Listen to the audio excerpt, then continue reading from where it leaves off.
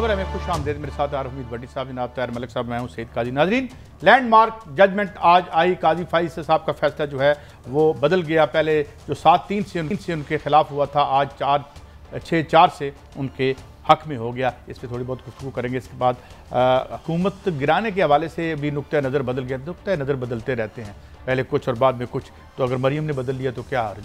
इसके साथ कल जहांगीर तरीन साहब के कितने अरकान जो हैं वो वज़ीर-ए-आज़म साहब के साथ मुलाकात करेंगे। और फिर स्टील मिल, जिसको जानबूझ के हमने अपनी दिहाड़ी के लिए बंद किया था, कुछ लोगों ने, आज हमें याद आ रही है, सता रही है उस ऑक्सीजन प्लांट की, जो हो तो शायद हम एक्सपोर्ट भी कर लें ऑक्सीजन, और अब तक उसे चला रहे होते तो न जाने हम कहाँ होते। बहरहाल भट्टी साहब, पहले तो काजी फाइज साहब के हवाले से बात करते हैं आपसे। तकरीबन 2 जो जजेज़ हैं उन्होंने अपनी आरा जो है उनकी मुख्तलिफ है, जो कि अब तारीख़ का और इस जजमेंट का हिस्सा है। तो अब क्या जो गवर्नमेंट है वो उसको माफ़ी मांगनी चाहिए?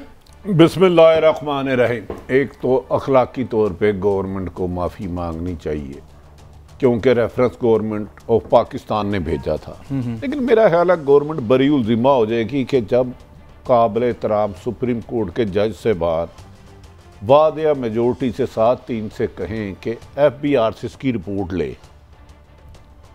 फैसला तो उनका ये था, ये नजरसानी केस है, तो नजरसानी केस में सुना परसेंट होता है, इख्तियार है, बहुत ही कम ना होने के बराबर वही वो होता है। इसका मेरा ये है कि FBR से जहाँ तक मेरी इन्फॉर्मेशन है उनके मनी ट्रेल मांगी गई थी। और इस वज़ीर-ए-आज़म पाकिस्तान जो 3 दफ़ा रहे, नवाज शरीफ साहब गालिबन, उनसे भी मनी ट्रेल मांगी गई थी, जिसके लिए JIT बनी, उसमें FBR के नुमाइंदे भी थे और भी दीगर नुमाइंदे थे। मैं कह रहा हूँ, एक तो ये जस्टिस फाइज ईसा साहब को माशाल्लाह मुबारक हो, वो सरखुरू हुए, कामयाब हुए। लेकिन इसका मतलब है अब मेरी अगर 50 अरब की 2 अरब की प्रॉपर्टी निकल जाती है, मैं तो FBR को क्यों दूंगा भाई? मेरे पास तो सुप्रीम कोर्ट की जजमेंट मौजूद है कि जी मैं पाबंद नहीं उन्हें मनी ट्रेल देने का। आप भट्टी साहब एक साफ़ी हैं। नहीं, मैं साहब, कानून तो सबके लिए एक है, कानून की किताबों में लिखा है, आईनी माहिरीन से सुना है, मैं अपनी राय तो नहीं दे रहा। ये कैसे हो सकता है कि मैं एक बैंक में जाता हूँ, मैं अपने दिए हुए पैसे जो मेरी तनख्वाह से कट रहे हैं, जिसका मेरा पहले टैक्स कटा जाता है, वो मुझे कहता है पैसे इतने निकलवा क्यों रहे हो? मैंने कहा ये इस काम के लिए इसका नंबर लिखो। तो ये तो एक ऐसा ज़बरदस्त केस हो गया है कि इसके बाद मेरा नहीं ख्याल कि अब हमें इंशाल्लाह ताला मनी ट्रेल देने की कभी भी जरूरत होगी अगर प्रॉपर्टी। देखिए, मैं इस बात तक टेक्निकली आपकी बात को सपोर्ट करता हूं कि जब सुप्रीम कोर्ट एक फैसला कर दे तो एक प्रेसिडेंट बन जाता है। आइंदा वो ऑनरेबल 10 जज से मान 10 जबान। और उसमें एक और भी दिलचस्प बात है कि जो 3 सवाल जस्टिस उमर अता बंदियाल साहब ने किए थे, तो अब मेजॉरिटी ये समझती है कि उनके जवाब देने की जरूरत नहीं थी। ये नुक्ता नजर उन्होंने नहीं दिया जवाब। उन्होंने कहा कि आप ये जवाब क्यों मांगते हैं, मैं FBR की रिपोर्ट को नहीं मानता। इस दौरान देखिए नहायत अदब एहतराम से अब ये फैसला आ गया, फैसले पे हम डिस्कस कर सकते हैं। 2-3 दफ़ा तलखी हुई। एक दफ़ा एक मोहतरम जज साहब, मोहतरम काबिल एहतराम जज साहब अपने कोर्ट से उठ के चैम्बर रूम में चले गए। फिर आज मोहतरमा फाइज ईसा साहब की मिसिज जो हैं, उन्होंने इस गालिबन 2 जज साहबान को कहा आप भी अपनी दे मनी ट्रेल। तो मैं समझता हूँ इस फैसले के बाद 2023 और 24 इस मुल्क का अजीबोगरीब साल होंगे। ये कैसे? ऐसे कैसे, वैसे पैसे गए कैसे? ये अब नजूमी तो ना बड़ी नहीं, मैंने 1-2 पब्लिस्ट के पास जा रहा हूँ। अच्छा, उसने कहा है वो सुबह तो नहीं कटी। आपका आज का दिन कैसा गुजरेगा? मैं आज अखबार पढ़ा था अपना, उसमें पाइसिस में लिखा था, उसने कहा आपके लिए 2023 और 24 एक अजीबो गरीब हिस्ट्री का साल होगा। मैं क्या यार 2024-23 तक मैं जिंदा भी ना रहूं। भट्टी साहब, उसने फिर कहा पमिस को, मैंने फोन किया, उन्होंने कहा पमिस मैं आवा या तू? बिल्कुल, मैंने उन्हें कदीमी लतीफ़ा आपने याद दिला दी है। उसने कहा यार 50 साल तक आपके हालात ऐसे ही रहेंगे, इसके बाद आप इसके आदी हो जाएंगे। तो आप ये तो नहीं कहना चाहते? नहीं, वो ये अच्छा नहीं देखे होगा ये, बस मैंने आपको एक खबर दे दी है। अच्छा, क्योंकि इस फैसले के बहुत सारे महरुकात पर हम गुफ्तगू नहीं कर सकते, क्योंकि ऑनरेबल 10 जज साहबान से ऊपर तो ऊपर नहीं, फैसले पे हम डिस्कस कर सकते हैं, लेकिन जो जज साहबान की शख्सियात हैं या जो उनका कंडक्ट है उस पर तो हम बात नहीं। वो देखिए, हमने अगर तल्ख जुमलों का इस्तेमाल हुआ तो वो हम रिपोर्ट कर सकते किया, हमने नहीं किया। अल्लाह ना करे हमारी इतने ऑनरेबल जज साहब जिन्हें रेफरेंस गया, जिन्हें पहले 7-3 से FBR को भेजा गया, उसी फैसले को आज तब्दील हो गया मेजोरिटी अक्सरियत से 6-4 से।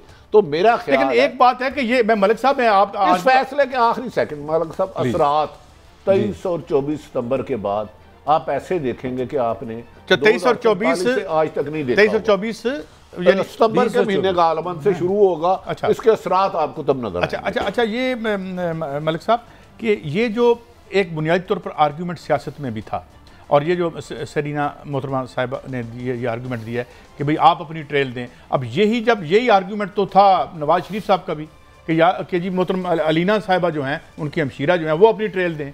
और इसी तरह जस्टिस मोहतरम फायज ईसा साहब ने भी ये कहा था कि इमरान खान साहब भी दे। तो क्या ये इसको अब एक वैलिड आर्गूमेंट के तौर पर लिया जाएगा जब ये फैसला आ गया? तो देखिए, आप खुद माशाल्लाह समझदार है, सुप्रीम कोर्ट से ऊपर काम जाना है, और सुप्रीम कोर्ट का तो काम ही है चीज़ों को एक्सप्लेन करे। अभी शहबाज शरीफ साहब की जो जमानत हुई है वो भी इसी आर्गूमेंट पर हुई, क्योंकि मेरा नाम तो नहीं है ना, मेरे बेटे का नाम है, मेरी मिसिस का नाम है, तो मेरे पे मनी लॉन्ड्रिंग किस तरह होगी।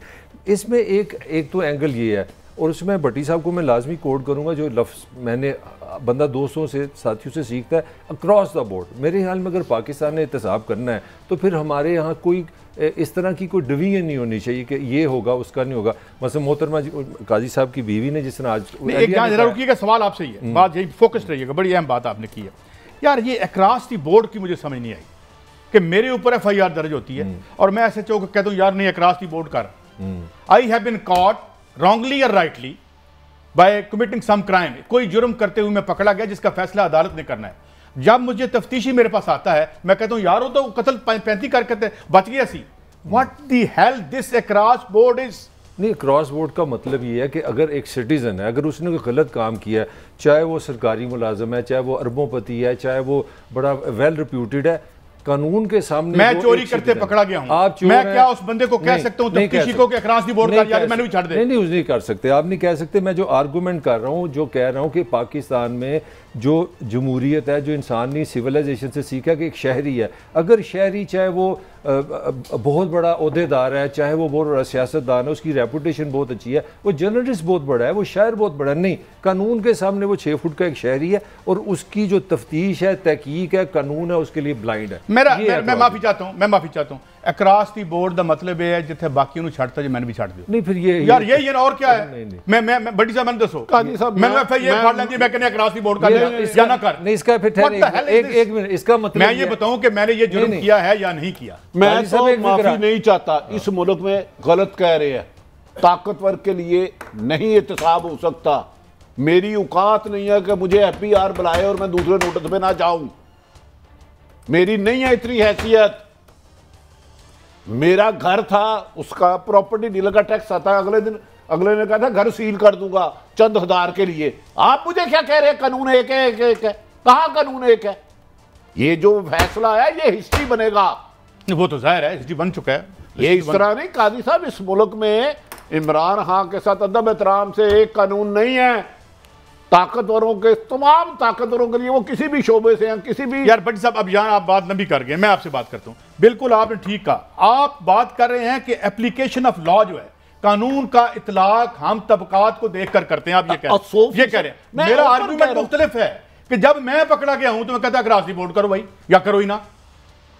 नहीं, यहाँ का ये निज़ाम नहीं, यहाँ का निज़ाम है, देखो मैं चोर हूँ ना, तो आप भी तो चोर है, मुझे छोड़े मैं आपको छोड़ दूँ। यहाँ पे ये निज़ाम है हमारे यहाँ, जिस तरह मैं सहाफ़ी हूँ ना, तो मैं मेरा पुलिस वाले होता है। अब हमने आगे बढ़ना है, अगला मैं इसको कंक्लूड करता हूँ कि आपने कहा कि इसका मतलब ये है यार मैं चोरी की थी है, तू जब मेरे पूछ रहा है तू भी चोर है, तो मैंने मान लिया कि मैं भी चोर हूँ। चोर हम दोनों चोर मुकाबला। काजी साहब मुझे एक थोड़ा सा रिलीफ चाहिए। मैंने सोचा कि अरबों रुपया बना लूँ किसी भी तरीके से, अगर कोई दाल लग जाए तो इसका मतलब है मुझसे हुकूमत मेरी ट्रेल नहीं मांग सकेगी। देखिए अगर तो नहीं आपने मेरी करनी है रहनुमाई, आप हमारे कुलीग भी हैं। देखें इसको बात को देखें नहीं देखें बात सुने, ताजर की हिमायत करता है, सियासतदान सियासत की, साफी की नहीं कर सकता। मेरे 2 अरब का कोई तुका लग जाता है। देखिए अगर तो वो आपके अकाउंट में नहीं है, आपके बच्चों के अकाउंट में है, तो फिर शहबाज शरीफ साहब जिस तरह कहते हैं कि भाई मेरा तो कुछ भी नहीं है, जिस तरह ये भी केस में यही हुआ है ना कि अब इस डिसीजन के बाद जज साहब की बीवी और उनके बच्चों को कोई दुनिया के फोरम में आप चैलेंज नहीं कर रहे। जज साहब की बात नहीं कर रहे, मैं साहब की बात नहीं कर रहे, भूल गए सर, मैं तो फैसला बता रहा हूँ। हमारी इतनी हमारी रेड लाइन है। मैं वैसे कह रहा हूँ, मैं 2 अरब कमा लेता हूँ किसी भी चक्कर में, वो मैं क्यों बताऊँ, कोई मामा लगता है मैंने पूछने वाला, तो मुझे रिलीफ मिल जाएगा। भट्टी साहब तुम एक बार 2 अरब कमाओ तो सही, कोई माई दलाल हाथ से लाए तो आगे बढ़ी यार, स्टोरी जो निकली है। अच्छा जनाब हजूर अच्छा ये करब से कम हो जाएगा, 2 दिन की जरूरत है। अच्छा जी, मैं पहले हम अगली स्टोरी पे आते हैं। मरियम साहिबा का शॉट सुनते हैं, जरा वो सुनवाइएगा। Muslim League Noon personally I think, मैं तो ये चाहती हूँ कि ये 5 साल अपने पूरे करें, इनके पास शहीद बनने का कोई रास्ता ना हो। तो ये जो इस्टेब्लिशमेंट की इन्वॉल्वमेंट होती है हुकूमतें बनाने और गिराने में, मियाँ साहब इसके खिलाफ हैं। हर इदारे का जो किरदार है वो उसके आईनी किरदार तक महदूद हो, तो हम उनकी एक तो इन्वॉल्वमेंट नहीं चाहते, वरना तो ये 2 मिनट का काम है। यार भट्टी साहब मैं और किधर जावा। एक तो इमरान खान को शुक्रगुजार होना चाहिए कि इन्होंने बाकी का टाइम दे दिया उनको, वरना तो 2 मिनट में उनकी गवर्नमेंट चली जाती। ठंडा पानी पी मरो, किधरे ना जाओ। अच्छा, मैंने इसी ज़बान से मोहतरमा मरियम नवाज से सुना था, आर होगा पार होगा। आज हुकूमत गई, कल गई, छोड़ेगी नहीं। इमरान खान जाली वज़ीर आला, उठा के मारूंगी, छोड़ूंगी नहीं। एक डेट आ गई आज के बाद, ये सैकड़ों डेटें हुकूमत के हाथ में की दी जा चुकी है, सैकड़ों।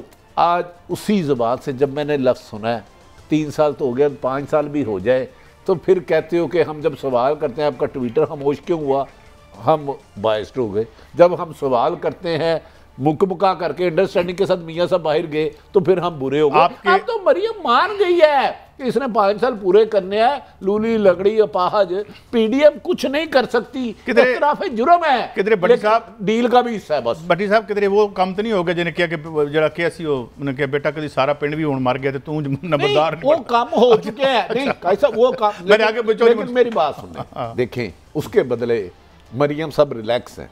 मरियम को नैब ने बुलाना छोड़ दिया हमले के बावजूद। शहबाज शरीफ साहब की मेरिट पे जमानत हो गई, मेरिट पे बेल हो गई, और ऐसी बेल हुई कि हिस्ट्री में एतजाज एहसन साहब ने कहा कि ये रेफरेंस होना चाहिए। एतजाज एहसन जैसे आनी माहिरीन, मेरी तो मुझे तो कानूनी समझ नहीं। दूसरी, मौलाना फजलुर रहमान साहब को भी नैब अब नहीं बुला रही, तो हुण मेरिट तो है ना, 5 साल तो बनता है मेरिट पे। यार मलिक साहब किसी पास तो खलो ना बच्चों साहब कह रहे हैं। पहले तो मैं आपको मुबारकबाद देता हूँ कि मरियम ने ऑफिशियली ना इमरान खान के बारे में कहा था कि यू टर्न लेते हैं, उन्होंने कहा नहीं मेरे लीडर अब इमरान खान, मैं भी यू टर्न लूँगी। पहली बात। दूसरी बात ये है कि मैं यहाँ पे आपको कोट करूँगा, इनको जो मैंने भी इस पूरी पॉलिटिकली इसमें भी एक तालिब इल्म हूँ, जब आपकी अवामी तहरीक नहीं होगी, जब आप लोगों को लेकर नहीं चलेंगे, आपने किसी बड़े ताकतवर के फ़ोन का इंतजार करना है क्योंकि मुख आ जाए। भट्टी साहब को आपने आज गौर से नहीं सुना। भट्टी साहब को लास्ट एक फिक्रा था कि ये किसी मामले का भी हिस्सा है। भट्टी साहब वो क्या डील है जो आपने जिक्र किया, इतनी बड़ी खबर ही मिस कर दी है। तो अच्छा बहरहाल आप ये आपका मैं समझता हूँ कि मरियम ने ये मान लिया है कि इस मुल्क में जो ताकतवर इदारे हैं उन्होंने फैसला कर लिया कि स्टेबिलिटी रखनी है। 5 साल देखे, 2008 के इलेक्शन हुए, 2013 के इलेक्शन हुए, 5 साल की कंसिस्टेंसी। मेरा इख्तिलाफ मरियम ने नहीं माना। मरियम ने माना है कि उनको नैब ने बुलाना बंद कर दिया, तो डील इसी को कहते हैं। नवाज शरीफ बाहर चले गए, मौलाना फजलुर रहमान साहब को नैब नहीं बना रहा। मजेदारी की बात में वजीर आज़म इमरान खान साहब काबिल एहतराम, हमारे सबसे ज्यादा काबिल एहतराम, जो डील नहीं करते वो कहते हैं थोड़ा सा वजीर आज़म साहब आपने 2.5 साल तकरीबन कम बेशतर 3 साल हमें बताया पीपल्स पार्टी करप्ट, नून लीग करप्ट, अरबों रुपए लूट गए, खरबों रुपए लूट गए, ये बैरून मुल्क जिताते बनाते हैं, इधर हुकूमत कराते हैं। मैं आज आपसे एक सवाल करता हूँ काबिल एहतराम वज़ीर आज़म साहब, जरदारी फैमिली और नवाज शरीफ फैमिली का एक आदमी भी गिरफ्तार हो तो मुझे उसका नाम बता दें। आज की डेट 26 अप्रैल 2021, और एक पैनी भी इनसे निकलवाया हो तो उनका नाम हमें बता दें। सब मैं पहले जो कह चुका हूँ, ये 2 अरब रुपए कमाओ, मैं देखा कि कौन हाथ लाता है। अच्छा जरा सुन, 3 साल हमने सुना ये लुटेरे थे। तो मैंने पूछा आज इस वक्त तक आपके इलम में पीपल्स पार्टी और नून लीग पे खरबों के करप्शन के इल्जाम तो लगे ना, मैंने नहीं लगाए इंजमात। इस वक्त दोनों खानदानों के कोई बंदे अंदर है नहीं, हमजा बार, शहबाज शरीफ बार, और भट्टी साहब, अब ये बात कोई खबर रह गई है कि चीन के साथ ठेकों में कितना माल पिछले 5 सालों में किसने कमाया? लो जी एक बात बताऊं, हाँ जी, इसाक डार को बुलाया गया कि इसाक डार साहब ये मुल्क तबाह हाली का शिकार है, इसमें मकरूज दर मकरूज होते जा रहे हैं आप, ऑरेंज ट्रेन जैसे फ्रॉड करके जिसे 5 गुना ज्यादा कीमत पे पैसे आपने दिए, तो 5 गुना 5 गुना ज्यादा। यार वो तो बड़े नेक आदमी है, रोज मस्जिद जा रहे होते हैं, मैं देख रहा होता हूँ। और मस्जिद लोटा लैन जा रहे सन। अच्छा, सोने का लोटा। आहो, वो उन्होंने कहा कि जनाब ये क्या कर रहे हैं, आपकी स्टील मिल खसारे में, पीआईए खसारे में, बामरा खसारे में, रेल में। तो उन्होंने क्या कहा कि ये मुल्क का क्यों पैसा जाया कर रहे हैं एक अल्लाह के बंदे ने। उन्होंने कहा सर कोई सियासी फैसले भी करने होंगे ने। अच्छा, ये बड़ी साहब सियासी फैसले ये तो नहीं होते जिस तरह हमारे यही पैसा 4 गुना क्या है भाई, एक 5 रुपए की चीज है, मैं 20 रुपए की खरीद। अच्छा, ये मुझे बताएं, फिर मैं सवाल आगे बढ़ाता हूं। मुझे ये बताएं, मुस्लिम लीग नून के वो कौन से अजीम लीडर थे जिन्होंने कहीं किसी जगह फरमाया था कि जनाब जो कुछ हम कर चले हैं इस मैशत के साथ, हमारी दुआ है कि हम अगला इलेक्शन हार जाएं। मलक साहब की तरह खूबसूरत तो नहीं बड़े है, अच्छे हैं, खूबसूरत है। उन्होंने कहा कि ये बात 18 की कि जिन्ना ऐसी मुल्क नू खाई में फेंक दिया, तबाह कर दिया, जितने कर्जे हमने मुश्किल ले लिए और महंगे सौदे कर लिए, दुआ करो नून लीग की हुकूमत ना आए, वरना ये हुकूमत डिफॉल्ट हो जाएगा। ये कहते हैं मिफ्ता इस्माइल। मैं आपको खबर देने लगा हूं, ये जो 3 से 5 साल की, इसकी भी यही वजह है, इनको पता है कि कुछ हो ही नहीं सकता। अच्छा, ये मैं आपको खबर दे रहा हूं। मैंने मरियम साहब का 60 सुनवाना है, मगर जाने से पहले ये कहना चाहता हूं कि जिस शख्सियत की तरफ आप इशारा कर रहे हैं, अल्लाह करे कि वो असेंबली में दोबारा आ जाए, ऐसे नेक लोगों को आ जाना चाहिए। अजीमनी इलेक्शन में हिस्सा ले रहे हैं। आगे चले, मरियम साहब ने बयानिया के बारे में जो बात की है वो सुनवाते हैं आपको, सुनाएं जी। बयानिया किसका चलेगा, नवाज शरीफ का या शहबाज शरीफ का? लीडर एक है पाकिस्तान मुस्लिम लीग नून का, उसका नाम है मोहम्मद नवाज शरीफ। शहबाज शरीफ साहब भी गो के उनके तबीयत तबन वो मुख्तलिफ हैं, इसमें कोई शक नहीं है, लेकिन बयानिया वो भी मियाँ साहब का ही मानते हैं। अगर वो डिलीवर कर देते, अपने भाई को धोखा दे देते, ये कह देते कि मुझे इख्तलाफ है, तो आज वो प्राइम मिनिस्टर होते, आज मुल्क जो है वो चला रहे होते। एक और भी इसी तरह के 60 है, वो साथ ही सुना दे, फिर कमेंट्स लूँ। आपने पिछले दिनों एक बयान दिया था कि जिन्होंने नवाज शरीफ से बात करनी पहले मुझसे बात करें, आज भी यही सूरत हाल है? बिल्कुल बिल्कुल। अच्छा भट्टी साहब, एक दो सवाल है इसमें। एक तो ये कि वो कहते हैं तबन मुख्तलिफ हैं, रकमन भी मुख्तलिफ है। अच्छा, एक तो उन्होंने मान लिया जो अक्सर नून लिख के कहते हैं इख्तलाफ नहीं है, मान गए ना, एक पेज पे नहीं है, हुक्मन मजबूरन, क्योंकि एक भाई डील करता है, दूसरा चढ़ाई करता है। नवाज शरीफ साहब से बात करनी है तो मुझसे करें, शहबाज शरीफ साहब से नहीं। अच्छा मेरी सुन लेना, थोड़ा सा मुझे भी मौका दे दिया करें। ये जमहूरियत है। कल की बच्ची, हमारी बहन, हमारी बेटी मरियम नवाज, शहबाज शरीफ 71 साल, कैंसर का पेशेंट, वजीर आला रहे, 7-8 महीने कैद रहे, पार्टी के सरबराह, तो वो कहती है होते कौन है वो, सिर्फ मुझसे बात करें।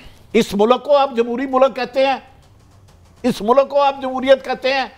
कादी साहब बताए ना, अभी उनका सगा चाचा है, ये नहीं कि दूर का रिश्तेदार है, वो चचा को नहीं सदर मान रही। वो कह रही है जिसने नवाज शरीफ से फैसला करना है बयानिया, ये मरियम साहबा ने कहा है ना। मुझे बताएं मलक साहब, ये विरासत है कि जमहूरियत? ये विरासत। अच्छा, एक भाई उन्होंने एक और बहुत बड़ी बात की है कि नवाज शरीफ साहब वहां बैठ के क्या करेंगे, जरा सुनाएं। अवाम बार बार हर जगह पूछते हैं कि नवाज शरीफ कब आएंगे। अवाम बिल्कुल ये बात नहीं पूछते। अब ये हाथ मलते रह जाएं, अब ये अपने जख्म सहलाते रह जाएं। नवाज शरीफ अब इनके हाथ में नहीं है, इंशाल्लाह ताला वो सेफ है, वो इनको वहां से बैठ के मारेंगे, मार रहे हैं। हाँ जी, एक तो अंदाजा करें कि 3 दफ़ा मुल्क के वज़ीर आज़म रहे मोहतरम नवाज शरीफ, और उनकी साहबजादी मरियम नवाज कहती है वहाँ वो सेफ है, यानी कि पाकिस्तान उनके लिए महफूज नहीं है। कैसे वो अपने 3 एतबार में पाकिस्तान को सेफ नहीं बना सके। मतलब है वो सेफ नहीं बना सके जहाँ से उन्हें अल्लाह ताला ने इज्जत दी। जिस मुल्क ने उन्हें 3 दफ़ा वज़ीर आज़म बनाया, वज़ीर आला बनाया, खरबों का मालिक बनाया, वहाँ अपना सारा खजाना दे दिया। ये उनकी साहबजादी फरमा रही है, मैं नहीं। उन्होंने लफ्ज कहा था एक और के घुस के मारेंगे। अच्छा, लंदन से हमले क्या करेंगे हमारे पर? लंदन से क्या हमले करेंगे? कहते हैं उधर से बैठ के मारेंगे। ओ मियाँ साहब ने गलेल पकड़ी हुई है जो इतनी दूर से हमें मारेंगे। ओ यार खुदा का वास्ता है, ये तो कभी कभार जब आप जवान थे, बचपन में आप हाथ डाल के यूं गलेल से मारते थे तो किसी के घर जाके गिरता था। साहब ये बड़ा मारिया सी जेडे जदों जुबैर साहब तरले करन गए सन, भट्टी साहब ने स्टोरी दी कि माफी तक मांगी उन्होंने बड़े मियाँ साहब ने कि यार उन्हें बस कर दो, तो फिर मारने ये क्या है, ये क्या तजाद है? कई सब एक्सपोज हो गई हमारी अपोजिशन भी, हुकूमत भी। मेरा हुकूमत के पास लगता है परफॉर्मेंस नहीं है, इनके पास कोई प्लान नहीं है, इनके पास आइडियाज़ नहीं है, अवाम इनके साथ नहीं। मैं आपको सिंपल सी एक बात समझा सकता हूँ, एक फ़र्द हूँ, एक आम सा साफ़ी हूँ। अगर ये अवाम की सियासत पे आ जाए, रोज़गार पे आ जाए, सेहत पे आ जाए, तलीम पे आ जाए, मैं कहता हूँ उनको दुनिया की कोई ताकत नहीं रोक सकती। ये कहते हैं ना यहाँ ताकतवर हल्के हैं, अमेरिका नहीं इनको रोक सकता। अब लोगों की बात तो करें, मुझे क्या दिलचस्पी है कि तुम्हारा चाचा आ रहा है, मुझे ये फिक्र कितना भट्टी साहब ने पॉइंट आउट किया कि नहीं पहले मेरे से बात करें। जब आप में से मैं ही नहीं निकलेगी तो आपने लोगों की खिदमत क्या करनी? एक सवाल करूंगा, पॉलिटिक्स है क्या? जल्दी से मुझे ब्रेक। कोई सर्विस लंदन में बैठकर दाना इन्हें मारेंगे, कैसे मारेंगे? हमें भूख से मारेंगे, जुल्म से मारेंगे? वो तो यार है कि भी मार देंगे। लीडरशिप का पहला तकाजा कि आपने आपको मैं माइनस करें, आप मैं से बाहर ही नहीं निकल। नहीं, मैं ब्रेक पे जा रहा हूं और ब्रेक पे जाने से पहले हमें तो यहां भी रैंक से मारा, बेरोजगारी से मारा, हेल्थ के जो है वो कुछ ना होने से मारा, तो वहाँ भी बैठ के मार लें। हम वापस आएंगे तो जंगीर साहब खान साहब की एक और कहानी चल रही है, जो उनके 70 जो एक फ़िदायीन हैं वो उनमें से कुछ की मुलाकात वज़ीर-ए-आज़म साथ होगी, तो इंशाअल्लाह एहतसाब तो होता रहता है। मेरे ख्याल में कल भी क्या ये चैप्टर क्लोज हो जाएगा और कहानी आगे बढ़ेगी या वहीं रुकी रहेगी? एक ब्रेक के बाद।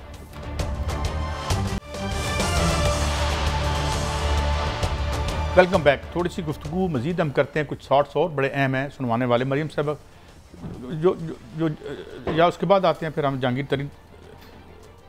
जहांगीर तरीन साहब के हवाले से बात करते हैं। बड़ी साहब ये बताएं कि क्या वज़ीर-ए-आज़म के साथ कौन कौन से अरकान मिलने जा रहे हैं? नंबर 1। नंबर 2 ये कि पहले सारे मामला तय हो चुके हैं और ये मुलाकात सिर्फ एक फ़ोटो शूट है? देखिए, मेरी इतला है जहांगीर साहब नहीं मिलेंगे, जहांगीर तरीन साहब उनके लोग मिलेंगे। 3 से 3:30 बजे के बाद अंदर मुलाकात शुरू हो जाएगी, यहाँ PM हाउस पहुँच जाएंगे। उसके बाद जहांगीर तरीन साहब ने जो बड़ी काबिल हैरत है, ये जो डेलीगेशन जा रहा है, इन्होंने PTI के नाम नहाद लोगों के कुछ एविडेंस इकट्ठे किए हैं कि जिन्होंने इंतकामी कार्रवाइयाँ कर रहे हैं। अब वो सच है या गलत है, मैं उसका वकील नहीं हूँ, फैसला वज़ीर-ए-आज़म ने करना। लेकिन वज़ीर-ए-आज़म ने अपने करीबी हलकों में कहा चाहे मेरा कोई जमात का बंदा है या कोई है, मैं NRO नहीं दूंगा, मेरे कारकुन हैं, मेरे रहनुमा है। क्योंकि देखें, इनमें से 80% वो लोग हैं जो PTI को इलेक्शन हरा के आए हैं, बाद में आज़ाद PTI में शामिल हुए हैं। बहुत सारे लोग, 80 नहीं तो बहुत सारे लोग। 5 ऐसे लोगों से मेरी बात हुई है, मैं कहा यार आपने जहांगीर तरीन साहब का साथ दिया और आपके तो वज़ीर-ए-आज़म इमरान खान, उन्होंने कहा मैं PTI के बंदे को 20,000 वोटों से हार के आया हूँ, आज़ाद था, मैं इनके कहने पे गया था। अब लेकिन मेरी इतला है कि वज़ीर-ए-आज़म इमरान खान केस में कोई लचक नहीं करेंगे। जो वफद जाएगा डेलीगेशन जो जहांगीर तरीन साहब के साथियों में है, वो उन्हें कुछ एविडेंस देंगे जिसमें रिकॉर्डिंग भी मौजूद है और कुछ डॉक्यूमेंट्स हैं। अच्छा, मरीम साहबा का शॉट है, वो भी इस बात पे कमेंट कर रही हैं कि शायद PTI टूट चुकी है या नहीं टूट चुकी। सुनाएं जी क्या कहा है उन्होंने। जब भी मैं एक्टिविटीज़ उनकी देखती हूँ, उनके इजलास देखती हूँ, जो उनका एक ग्रुप 40-50 MNAs MPs का बन चुका है, मुझे तो पता था कि वो लोग अब PTI के साथ नहीं हैं, क्योंकि उनमें से बहुत सारे लोग ऐसे थे जो हमसे राब्ते में और सेनेट इलेक्शन में भी राब्ते में थे, टिकट्स के लिए भी बात कर रहे थे PMLN के साथ। PTI टूट गई, PTI में दरारें आ गई। तो PTI की तोपों में कीड़े पड़ चुके हैं भट्टी साहब। देखें, यही गल है ना, कहता ले एक बंदा आता है, एक मुंह पे चपेड़ मारता दूर से, कहता तूने मुझे चपेड़ मारी? कहता हाँ मारी। कहता अब ना मारना हो, दूसरी उससे ज़्यादा तेज मारता, कहता तूने फिर मार दी। कहता यार तू मुझे जानता नहीं मैं कौन हूँ, मेरे पापा 3 दफ़ा क्या रहे हैं। वो तीसरी और छड़दा, कहता गल सुन, फिर हूँ तू चपेड़ा ही मारनी है तो मैं तेरे को माफ़ी मांग लेना। अच्छा, क्योंकि उन्हें पता है कि मैं नहीं गिरा सकती। अब उनकी ख्वाहिश है, पहले देखिए उन्होंने मौलाना फजलुर रहमान की मदद मांगी, फिर आसिफ अली जरदारी की मदद मांगी, और वो आसिफ अली जरदारी तो माशाल्लाह जिसकी मदद कर दें वो सारी तो सैकड़ों दफ़ा उन्होंने इस्तीफे देने का कहा, फिर इस्तीफे लेने का कहा, फिर लॉन्ग मार्च का कहा, फिर धरने का कहा। अब उनका इतना तो हक है कि दूरों फलो के बुरा भला तो कह लेना। अब वो जहांगीर तरीन पे सारी उम्मीदें उनकी यहाँ आ गई हैं, कहते ना जो गल मेरे दे आ गई फिर रह नहीं दी उन गल बात। अगर मरियम साहिबा के ख्वाबों की तकमील जो है, यानी सियासी ख्वाबों की मैं कह रहा हूँ, वो अगर जहांगीर तरीन साहब ने करनी है तो फिर गल कितने आ गई मलिक साहब? नहीं, गल वो अपनी जगह, आपका जो क्रिटिसिज्म है मैं समझता हूँ इमरान खान साहब बड़ी मुश्किल में है। उनके लिए जो सिचुएशन दो हैं, एक तरफ है कि हुकूमत ब्लैकमेल हो गई, NRO दे दिया, जो हमारा करप्शन के खिलाफ स्टैंड था वो चला गया, और ये बड़ी इमरान के लिए आसान काम नहीं है। और दूसरी तरफ क्या है, मई के आखिर में बजट है या जून के पहले वीक में 4 हफ्ते के बाद आपको नज़र आ रहा है तलवार आपके सर पे है और वो नंबर उन्होंने डिक्लेयर कर दिए। तो मेरा ख्याल इतना आसान नहीं जितना आप समझते हैं। लेकिन इमरान खान को इस वक्त वाकई लीडरशिप दिखानी होगी, कुछ ना कुछ करना पड़ेगा। मगर मलिक साहब इसमें कंट्राडिक्शन नहीं आपकी बात में? वो कहती हैं हम पूरे 5 साल पूरे करवाएंगे। मरियम तो छोड़े, मरियम को छोड़े, मैं तो घर की बात कर रहा हूँ। इमरान खान की सबसे बड़ी खूबसूरती क्या जी घर वाले भी कहते हैं कि गवर्नमेंट करा देंगे? घर वालों से जो आपकी मुराद है घर वाले करा देंगे? मेरी इत्तला के मुताबिक 5 साल पूरे करेंगे। मरियम नवाज को पता चल गया है कि पीडीएम में इतनी सख्त नहीं है और अंडरस्टैंडिंग आपके बकौल मेरे मुताबिक एनआरओ था, आपके मुताबिक अंडरस्टैंडिंग। उस अंडरस्टैंडिंग की वजह से आज भी वो 2 दफ़ा नैब ने बुलाया नहीं गई। मौलाना फजलुर रहमान ने कहा नैब को मैं जूते की नोक पे लिखूंगा, बंदों के साथ। एक मैं सवाल करके आगे बढ़ता हूँ। मैंने मरियम साहबा ने कुछ घर के हवाले से बात की है, ये हम अंडरस्टैंडिंग का नाम साजबाज रख सकते हैं? मुकमुका। अच्छा मुकमुका, चले आम माइल्ड कर लेते हैं। ये सुनिएगा हजूर जरा मलिक साहब, ये जो मोहतरमा अपने घर के गिराने के हवाले से कोई बात कर रही हैं। अगर खुदा न खास्ता इन्होंने हमारे घर की तरफ नज़र उठा के देखी और अगर इन्होंने कोई ऐसी मजमूम हरकत करने की कोशिश की, ये बात मेरी याद रखना कि घर सबके हैं, वक्त किसी का नहीं है। मतलब हम इसे जोड़ सकते हैं बनी गाला के साथ, और जगहों के साथ भी इसको जोड़ा जा सकता है। वैसे भट्टी साहब मैं तो भट्टी साहब ये कहता हूँ कि जहाँ जहाँ नाजायज़ जगह पे बना है, भले इनका बना है जिसके बारे में बड़े वसूख से लोग कहते हैं, और अगर इमरान खान का बना है तो सारे मसमार कर दियो 2 नंबर जिधर हम कादी साहब ये बात ही नहीं है। अच्छा, उनकी बड़ी खौफनाक गुफ्तगू है। क्या? रस्सी जल गई मगर बल ना गया, ये एक कहावत है। वैसे मैं किसी एक बंदे के उन्होंने कहा इमरान खान, उन्होंने कहा नहीं और भी कई और मेरी एक अर्ज है, मेरी इस हुकूमत से अब एक शिकवा है, अगर आप इजाज़त दे दे तो इमरान खान साहब के बकौल 2 नहीं 1 पाकिस्तान, सबके लिए एक कानून। एक तरफ आप कह रहे हैं 175 कनाल गैर कानूनी इंतकाल कैंसिल हो गया, हुकूमत कह रही है ये मेरा इल्ज़ाम हरगिज़ नहीं है, जाली था, फराड था, वहीदा बेगम के नाम था। अगर वो जाली था तो गिराते क्यों नहीं? लाहौर शहबाज शरीफ साहब ने मेट्रो बनानी थी, 1000 स्टे थे, पकड़ के फाड़ देते थे, स्टे फेंक देते थे, जगह गिराई थी। नहीं हुए ये वैसे वाकयात। मैं 1001 मिसालें देता हूँ पाकिस्तान की। इनके चचा के दौर की उन्होंने शहबाज सब ने स्टे लिए हुए थे, मस्जिद थी वो शहीद की गई, मेट्रो पे, ऑरेंज पे लातेदार चीजें, कोटों में गए, स्टे फाड़ देते थे। और जो इस मुल्क का खजाना इस मेट्रो साहब, अगर हुकूमत ने एक तरफ ये इल्जाम लगाया है, हमारे दोस्त शहजाद अकबर साहब ने खुद आके कहा था इनकी 175, तो फिर कार्रवाई क्यों नहीं करते? मैं बताता हूँ, मैंने आपको पहले बता नहीं दिया था कि जब 2 अरब आपके पास हो तो आपके खिलाफ कार्रवाई नहीं हो सकती, तो इनके पास तो कई हैं। अच्छा, मैं सवाल और करता हूँ अंदर की बात। शहबाज शरीफ साहब मुबैना तौर पर मुतहरक हो चुके हैं, वो राब्ते मौलाना से भी कर रहे हैं, अपना जरदारी साहब भी कर रहे हैं, और बुनियादी मकसद ये है कि अगस्त तक किसी तरीके से मरियम साहिबा को यहाँ से बाहर भेज दिया जाए।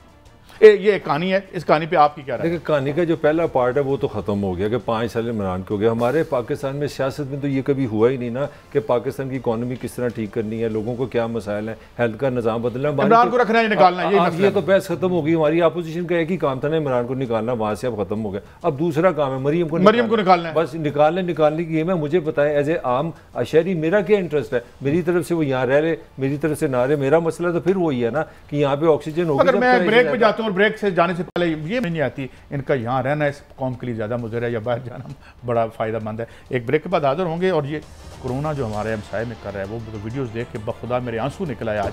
और मैं जो देख रहा था इंडिया में, अल्लाह ताला उन पर भी रहम करे और हम भी अपने ऊपर रहम करे, अल्लाह भी हम पर रहम करे। ब्रेक के बाद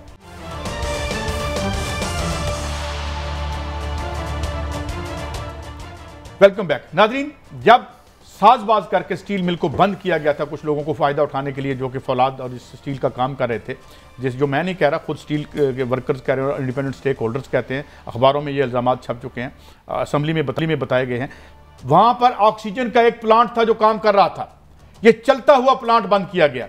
इसमें ऑक्सीजन 2 तरह इस्तेमाल होती थी, एक तो उस स्टील मैन्युफैक्चरिंग में और ये बाहर दूसरों को भी बेचते थे। मगर आज ये बात हो रही है बड़ी साहब, और आपके पास खबर भी है कि जनाब 5-6 दिन में इसको रिवाइव किया जा सकता है। मुझे भी बताया किसी ने, काजी साहब स्टील मिल में की पोस्ट पे काम किया है, उन्होंने कहा वहाँ जो प्लांट है ना, हमें 30 से 40 लोग चाहिए मैक्सिमम, 40।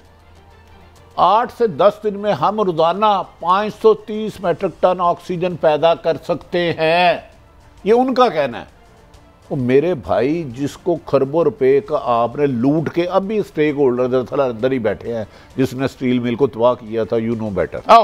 तो अब भाई अगर ये तजवीज़ काबिल अमल है और आपके पास पाकिस्तान की ज़रूरत से बहुत ज़्यादा ऑक्सीजन हो जाएगी, अब जो ऑक्सीजन बन रही है 90% हॉस्पिटलों में जा रही है, 90% खुदा ना खास्ता ज़्यादा आती है। तो अगर ये इमरान वज़ीर आज़म साहब हुकूमत आपकी है, अगर इन लोगों की बात में असर है कि स्टील मिल के प्लांट ऐसा है जिसे 40 लोग मैक्सिमम एक हफ्ते में इतनी कर सकते हैं, तो करे, अल्लाह का नाम लें यार। हमारा भारत में जो हो रहा है, इंडिया की तरफ जाने से पहले मैं आपसे, इसमें एक बहुत बड़ा नुकसान है, अगर वो प्लांट चल पड़ता है तो फिर तो ये भी सवाल होगा कि बाकी तो भी चला लिए, तो जो जिन गिद्धों ने इसकी लाश बना के खाया ये होने देंगे? काजी साहब यही आर्गूमेंट था जब ये 2015 में बंद हुआ है, तो आर्गूमेंट ये नहीं था कि हमने ऑक्सीजन नहीं बनाएगा जी, हमने स्टील क्या करना है, क्योंकि हमने स्टील नहीं बनाना लिहाजा ऑक्सीजन भी बंद करें। तो हमने तो माल बनाना है, बस ये बात है जी। अच्छा चलें, अब इंडिया पे आते हैं। इतना खौफनाक मंजर है इंडिया का नाज़रीन।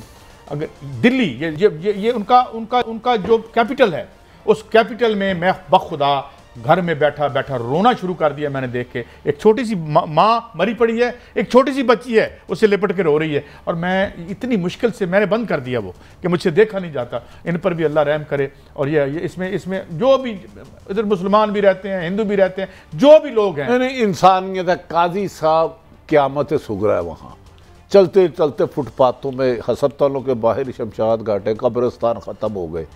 हम पाकिस्तानियों से गुजारिश करते हैं, पाकिस्तान बिल्कुल साथ भारत है, खुदा के लिए SOP पे अमल करें, छोड़ दें यार। अरे आप कितना बता रहे थे यहाँ से अमृतसर, जहाँ आप रहते हैं आपके घर से कितना दूर है? हम लाहौर में रह रहे हैं, तो कैंट से अमृतसर आप 21 किलोमीटर है आपका वाघा अटारी, और वहाँ से 14 किलोमीटर है। कल 6 लोग सिर्फ अमृतसर के हॉस्पिटल में मरे हैं, यानी कि आपकी दीवार तक आ गया हुआ है कोरोना। ये इंडिया के अमृतसर साथ ये इंडिया के ये तो खैर ये तो इचरा बाजार आ गया। तो नहीं ये SOP पे क्या अमल होना है भट्टी साहब? काजी साहब ये मौलक साहब ये इचरा बाजार, मुझे बताएं, ये कोरोना नहीं बांट रहा तो और क्या कर रहा है? फिर हम कोई गुस्ताखी करते हैं तो बुरा मना जाते हैं लोग। नहीं काजी भट्टी साहब, आप तो जनरली पूरी दुनिया हिल गई यार, आपको पता है पूरी कहाँ हिले हैं यार? ये हमारा पाकिस्तान की बात नहीं कर रहा है, पूरी दुनिया ने इंडिया के हवाले से मुझे लगा कि कोरोना पूरी दुनिया को हिला गया इस वक्त। सारी मतलब नेगेटिव बातें हैं, उर्दन ने, अमेरिका ने, बरतानिया ने, पाकिस्तान इवन इंडिया को ट्रैवल के लिए रोक दिया। और इंडिया से मुराद आपको पता है क्या बात कर रहे हैं? 1/6 ऑफ द वर्ल्ड, दुनिया की 1/6 पॉपुलेशन इंडिया है। और मैं एक बात कोट कर, बड़ी समझ कर, बरखा दत्त वहाँ की एक बड़ी और प्रो एस्टैब्लिशमेंट टाइप की वो है। कल मैंने उसकी वीडियो देखी, वो अंग्रेजी में थी, मैं 2 पॉइंट बताता हूँ। खुद उसके बाप को कोरोना था और वो रो रही, तो कह रही थी कि मैं आई हूँ यहाँ पर total collapse of all the institutions हो चुका है, यहाँ रियासत का एक नुमाइंदा नजर नहीं आता, रियासत दिल्ली से गायब हो चुकी है। ये बरखदात क्या है? जो दादो शुमार दिया जा रहा है ना, इससे 10 गुना ज्यादा हलाकतें हो रही हैं, 10 गुना ज्यादा। शहर से लड़ा के मैंने ऑक्सीजन नहीं देनी, वो जो तो मौत का बाजार लगा हुआ, अल्लाह रहम करे, अल्लाह माफ करे। शमशान घाट जो मेक शिफ्ट हैं वो दिखाएं, लकड़ियां खत्म हो गई हैं लोगों को जलाने के लिए वहां पे। ये मैं इसलिए नहीं कह, वी आर नॉट, हम इसको हम उनके लिए भी दुआ मांगते हैं। और पाकिस्तान ने बहुत अच्छा किया कि अपने इन मीगर हेल्प करनी चाहिए। वज़ीर आज़म पाकिस्तान को इस बात पे हम क्लोजिंग है देते हैं अप्रिसिएशन। इससे कोई लेसन तो बनता है ना, हमारे पास इतना हमने तरक्की किया, पाकिस्तान इंडिया ने ये तरक्की की, हमने अपने लोगों यही तरक्की इन बालात ने की है, माल बनाए हैं, उसका नतीजा आप देख रहे हैं जो वहाँ हो रहा है। ये सारा तरक्की का मॉडल इमरान खान साहब इसको रीथिंक करें। ये 2 नंबर था और वारदात थी। अल्लाह हाफिज़।